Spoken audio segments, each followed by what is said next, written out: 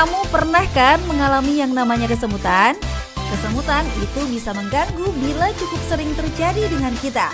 Nah, kalau sudah begitu, jangan anggap remeh lagi ya yang namanya kesemutan. Kamu perlu waspada, ada sesuatu pada diri kita.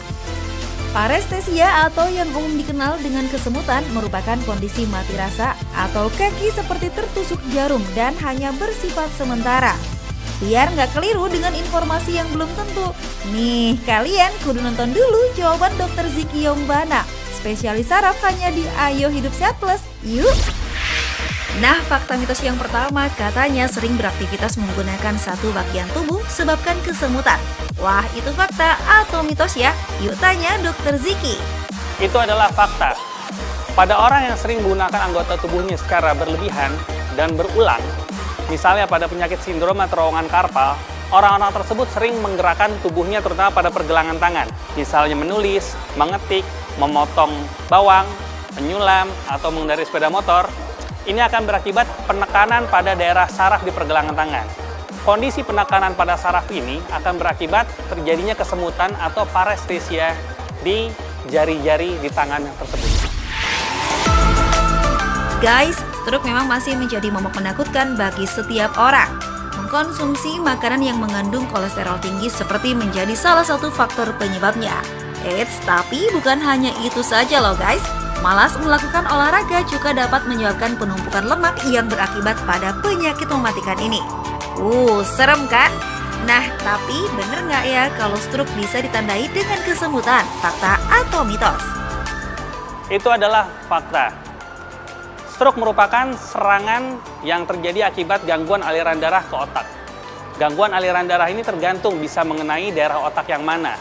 Apabila terkena gangguan motorik, maka akan muncul kelumpuhan pada pasien. Namun apabila yang terkena adalah gangguan pusat sensorik, dapat muncul gejala kesemutan atau parestesia yang terjadi biasanya pada sebelah sisi. Nyeri! Nah guys, pernah nggak sih ngerasa sakit di bagian tulang belakang?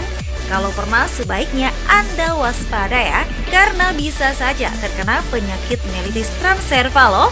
Penyakit ini terjadi akibat adanya peradangan pada saraf bagian belakang yang ditandai dengan rasa nyeri hingga sulit buang air besar. Wow! Nah, fakta atau mitos ya guys, kalau katanya kesemutan adalah gejala radang sumsum tulang belakang. Yuk kita tanya Dr. Ziki lagi. Ini adalah fakta. Jadi yang dinamakan radang sumsum tulang belakang atau mielitis adalah gangguan di mana terjadinya peradangan atau infeksi pada sumsum tulang belakang. Sumsum tulang belakang ini memiliki area motorik dan area sensorik. Apabila yang terkena daerah belakang atau daerah sensorik, maka akan muncul gejala parestesia atau kesemutan tergantung di mana daerah sumsum tersebut terkena. Bisa di tangan atau kedua kaki, atau bisa juga kedua tangan serta kedua kaki. Nah, ada lagi nih guys yang bilang kalau kesemutan adalah gejala dari penyakit diabetes mellitus. Tentu Anda tahu ya guys, kalau tidak diobati dengan tepat, diabetes bisa menyebabkan penyakit serius, bahkan sampai menyebabkan kematian loh. Tapi tidak hanya faktor keturunan saja, pola hidup juga bisa menjadi salah satu penyebabnya loh. Nah, tapi fakta atau mitos ya kalau kesemutan adalah gejala penyakit diabetes mellitus? Itu adalah fakta.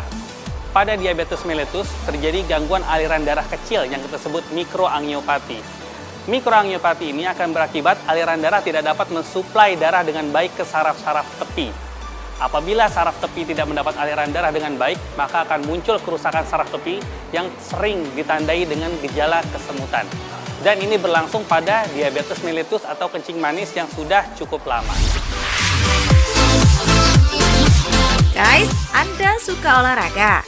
Jangan lupa untuk melakukan pemanasan agar tidak mudah cedera pada bagian persendian.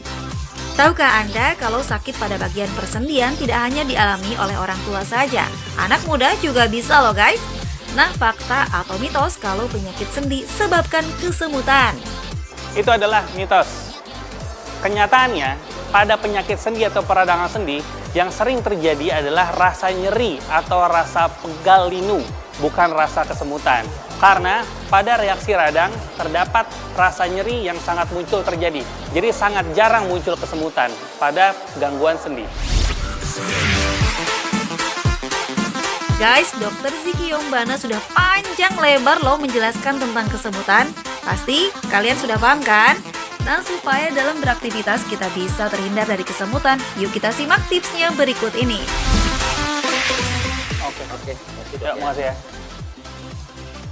Pemirsa, berikut adalah tips untuk menghindari kesemutan.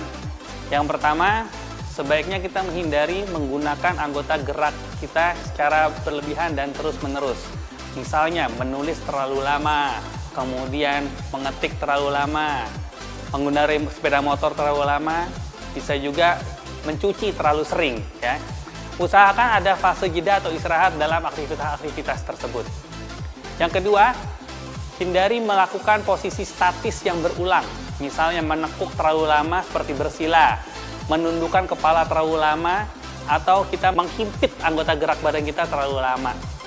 Yang ketiga, jangan lupa kita harus senantiasa mengkonsumsi vitamin neurotropik, yaitu vitamin-vitamin yang dapat memperbaiki konduksi atau hantaran saraf tepi di tubuh kita.